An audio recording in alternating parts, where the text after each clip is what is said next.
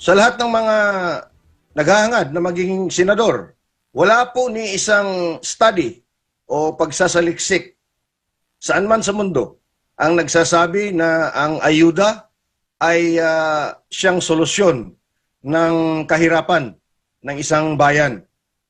Ngunit ang administrasyon na ito ay parang ginagawa na nilang standard operating procedure at normal na ang pamimigay ng bilyon-bilyong ayuda na wala man lang ni isang kwalifikasyon kung bakit mabibigyan yung isang benepisyaryo at ano ang naidudulot dito. Walang metrics at walang sukatan kung ito ba ay epektibo.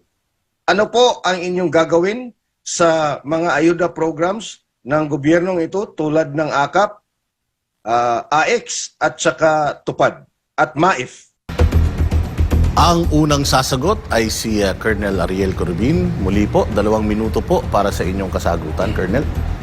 Ako naniniwala no, na kung ang ayuda talaga ibinibigay sa bawat Pilipino, no? Kasi ano naman, gaya ng yung 4Ps na yan, napapakinabangan ng taong bayan. Yung iba dyan na mga ayuda, dapat tignan natin maigi kasi napansin natin ngayon na nagagamit lang din pang politika, no? Kasi yung nabibigyan ng mga ayuda, yung mga kaalyado nila. At kung ako talagang masusunod diyan pagdating na araw, mas maganda pa nang bigyan natin ng livelihood, trabaho. Kasi tama talaga yung nasa Biblia, di ba? Don't give them fish, teach them how to fish. Yung ayuda, panandalian lang to na solusyon kung ang iniisip nila sa inflation na meron. Kaya lang, sabi ko nga, hindi naman lahat may nalalagtawan. May iba nakakatanggap, merong hindi. So, hindi pantay-pantay yung pagkakagamit nitong mga ayuda na to. Dapat, dahil taxpayers' money ito, dapat lahat tayo tumatanggap nito.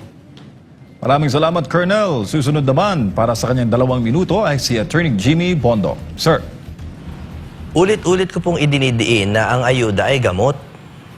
Ang gamot po, pag binigay sa may sakit, tama. Pero kapag walang sakit, nakaka-overdose. No? Ako po ay galing sa corporate social responsibility at yan po ang naging sa totoo specialty ko. Tagabigay po kami ng ayuda at ng relief goods. At inaral po namin maigi kung paano magdetermina kung sino ang dapat bigyan.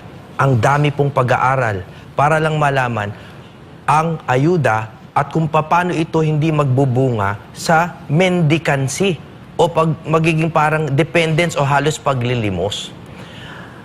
Nakita naman natin sa self-rated poverty ng mga Pilipino na sa kabila ng napakaraming ayuda, mahirap pa rin ang tingin ng Pilipino sa sarili niya.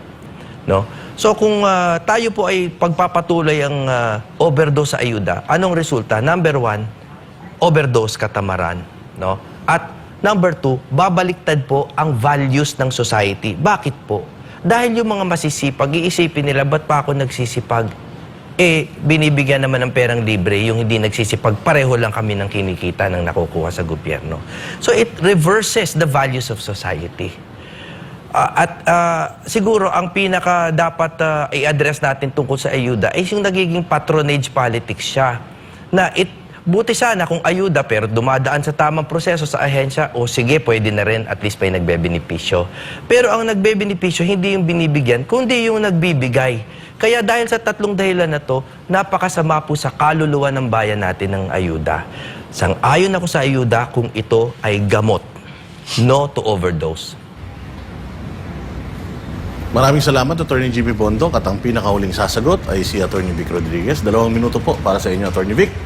Alam ho ninyo, kung ang pinag-uusapan nating ayuda ay yung AKAP at AIX, there is no proven societal benefit itong AKAP at AIX. Maghanap po kayo ng kahit isang tao na magbibigay patotoo na bumuti ang kanyang buhay o bumuti ang buhay ng kanyang pamilya dahil sa AIX at AKAP. Wala ho.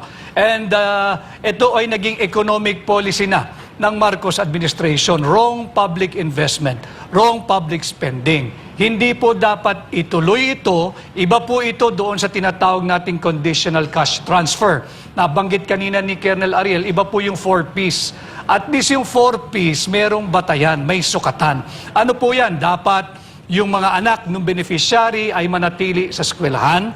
Dapat yan ay nagpapatingin at nagpapabakuna yung mga bata at yung ina, yung mga kinakailangan ng periodic na vaccination. Subalit yung AKAP at AIX, wala pong dulot ito. Ang tawag nga ho pala rito, sabi ng aking kaibigan, ang tawag ng mga tiwaling opisyal ng pamahalaan sa AKAP ay ang kakapal ng kanilang pitaka. Kaya po AKAP. Kaya hindi ito dapat magpatuloy because again, this is wrong public investment and there is no proven societal benefit dulot ng AKAP at AIX.